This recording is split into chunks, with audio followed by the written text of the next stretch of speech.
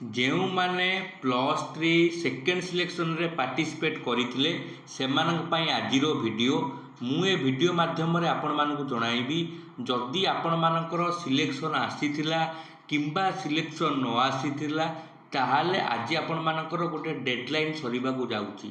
जदि आपण माने ए डेडलाइन भितर बा समय सीमा भितर यही काम न करती ताहाले आपण संपूर्ण एडमिशन प्रोसेस रु बाद पड़े। ताहाले आसुन जानि नबा कौन रही से डेडलाइन। वीडियो आरंभ करने पूर्वर आपण मानक अनुरोध वीडियो डिस्क्रिप्शन बॉक्स रे आम टेलीग्राम चैनल लिंक प्रदान करी आपण माने चाहिए से लिंक उपर क्लिक करी आम चैनल रे जॉइन हो पारे। देखु आपण माने जानिथिबे 5 जुलाई अपराह्न 4टा बेले सेकेंड राउंड सिलेक्शन बा सेकेंड सिलेक्शन प्रकाश पाई साइथिला एवं सेकेंड सिलेक्शन रे जो माने योग्यविष्ट होइथिले सेमानक पई स्लाइड फ्रीज एवं फ्लोट ऑप्शन 5 जुलाई रु आरंभ होइथिला एवं आज ताहा समाप्त हेबाकू जाउची। मन रखंतु जो सेकेंड सिलेक्शन पई जो सिलेक्शन प्रोसेस स्लाइड फ्रीज एवं फ्लोट थिला ताहा आज बा 9 जुलाई राति 11:45 रे शेष हेबाकू जाउची। जो मानकर फास्ट सिलेक्शन रे कौनसी कॉलेज आसनथिला मन रखु जो मानकर फास्ट सिलेक्शन रे कौनसी कॉलेज आसनथिला किंबा सेकेंड सिलेक्शन रे सपोज गोटे कॉलेज आसीथिला से माने जदि वर्तमान जाए स्लाइड फ्रीज किंबा फ्लोट ऑप्शन करी नाहांती ताहाले से संपूर्ण एडमिशन प्रक्रिया रु बाद पड़े। तेणु आपण मान वर्तमान जल्दी जाई निज साम्स वेबसाइट निजर फोन नंबर एवं आईडी एवं पासवर्ड दे लॉगिन कर सारा परे आपण मन पसंदर गोटे ऑप्शन को चयन करेंगे।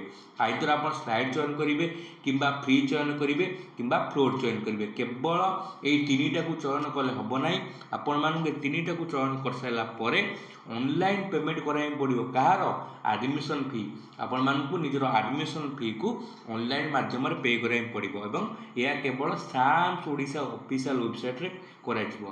तेणु आउ भी किछि पिला अछंती से माने कोन करिथिले सपोज फास्ट सिलेक्शन रे सेमानकर कॉलेज सिलेक्शन आसीथिला जेहेतु सेमानकर मन पसंदर कॉलेज सिलेक्शन आसीनथिला किंबा मन पसंद सब्जेक्ट मिली नथिला सेमाने कोन करिथिले स्लाइड करिथिले किंबा फ्लोट करिथिले सेतुरु किछि पिलांकर सेकेंड सिलेक्शन रे कौनसी कॉलेज आसले ना बस जो स्लाइड किंबा फ्लोट करिथिले कौनसी न्यूज आगर अपडेट आसले ना।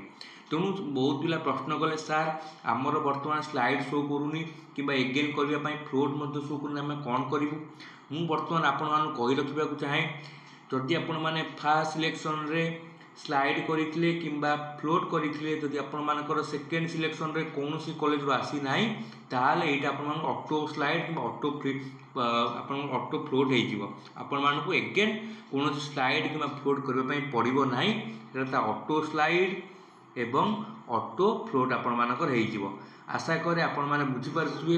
आ गोटे कथा को ध्यान देबा पड़ो जो मानकर फास्ट सिलेक्शन रे जो माने स्लाइड किंबा फ्लोट पड़े एवं सेकेंड सिलेक्शन रे सेमानक मन पसंद कॉलेज आसी जाइछि सेमानकु आज राति 11:45 सुधा फ्रीज मारी इंटीमेशन लेटर डाउनलोड कराया पड़ो। मन रखिए आज राति 11:45 सुधा फ्रीज मारी निजर इंटीमेशन लेटर डाउनलोड कराया पड़ो।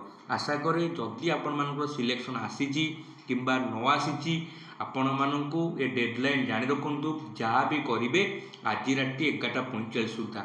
सपोज जदि आपण मानकर फास्ट सिलेक्शन रे किंबा सेकेंड सिलेक्शन कौन कॉलेज आसी ना आपन व्यस्त हवा दरकार ना तो आपण मानक तीनोटी ऑप्शन शो करिबो ही नाही। तेणु आपण मानकु चयन करिया पई पड़िबोनी। तेणु आपण मानक पई कौनसी व्यस्तता नाही। तेणु जो मानकर सिलेक्शन होइतिला बा नुआ करी सिलेक्शन होइची सेमाने आज राति 11:45 सुधा काम को समाप्त करूँ नचेत आपण संपूर्ण एडमिशन प्रक्रिया भी बाद पड़े। आशा करे वीडियो आपण मानक भल लगी। धन्यवाद।